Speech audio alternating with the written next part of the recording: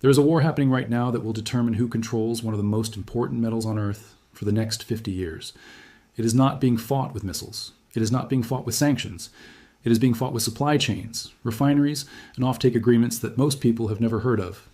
And it is happening right now, in real time, while silver sits at $82 and most investors are still arguing about whether the crash to 64 was the end of the bull market. It was not. The crash was a sideshow. The real story is what I'm about to show you. Because what I found when I started digging into where the physical silver is actually flowing, who is buying it, who is losing access to it, and why two superpowers are now racing to secure it, completely changed how I think about this metal. And I think by the end of this video, it will change how you think about it too. Welcome to The Hidden Economy. If you are new here, hit subscribe. I cover what mainstream financial media refuses to touch.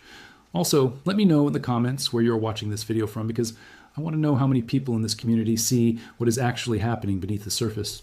If you have been following this series, you already know more than 99% of investors about what is really driving silver. If this is your first video, welcome. You are about to see something that will change how you look at this metal forever. Let me start with a question that nobody seems to be asking. Where does silver come from before it reaches the exchanges? Before it shows up as a number on your screen? Before COMEX reports it as inventory? Before London tracks it in their vaults? Where does the physical metal originate? Because the answer to that question is the key to everything I'm about to tell you. The answer is Latin America. Mexico, Peru, Bolivia, Chile, and Argentina together produce the majority of the world's mined silver. These countries are ground zero for global silver supply. Mexico alone produces roughly 200 million ounces per year, making it the single largest silver-producing nation on Earth, although Peru follows close behind. Together, these two countries account for nearly 40% of all mined silver globally. And for the past 5 years, while most investors were focused on price charts and futures contracts, China was quietly executing one of the most aggressive commodity acquisition strategies in modern history. And I missed it, I will be honest with you. I did not see this until recently, but once I saw it, I could not unsee it. Here's what China was doing.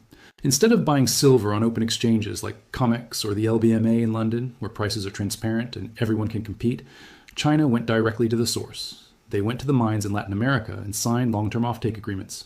These are contracts where China agrees to buy the silver in its raw form, either as concentrate or as doré, which is a semi-refined bar that still needs further processing directly from the mine before it ever reaches a public exchange.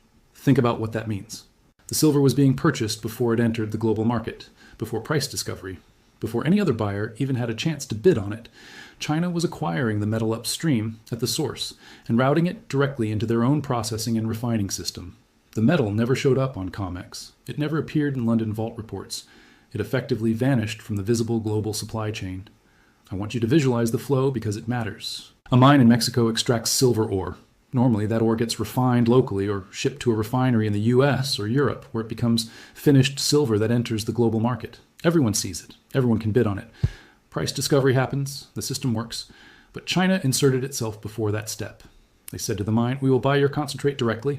We will refine it ourselves in China, and we will pay you more than anyone else will."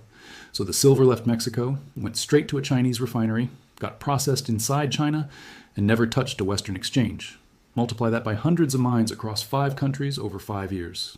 That is not a trade strategy. That is an empire strategy. And they were smart about it. They offered Latin American producers higher prices and long-term certainty. If you are a mine operator in Peru and someone guarantees to buy your entire output for the next 5 years at a premium, you take that deal every time. But the cumulative effect of hundreds of these deals over 5 years is devastating. Because the visible supply of silver, the stuff that shows up on exchanges and in inventory reports, got thinner and thinner and thinner, and nobody in the West seemed to notice or care. Stay with me because this is where the story gets insane. Something changed. And I believe it changed sometime in the second half of 2025. The United States woke up. And when I say the United States, I do not mean a politician gave a speech. I mean the physical supply chain started to shift.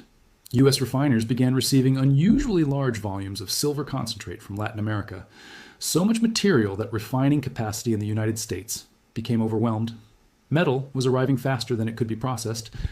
Let me repeat that because it is important. Silver was flowing into U.S. refineries faster than they could physically refine it.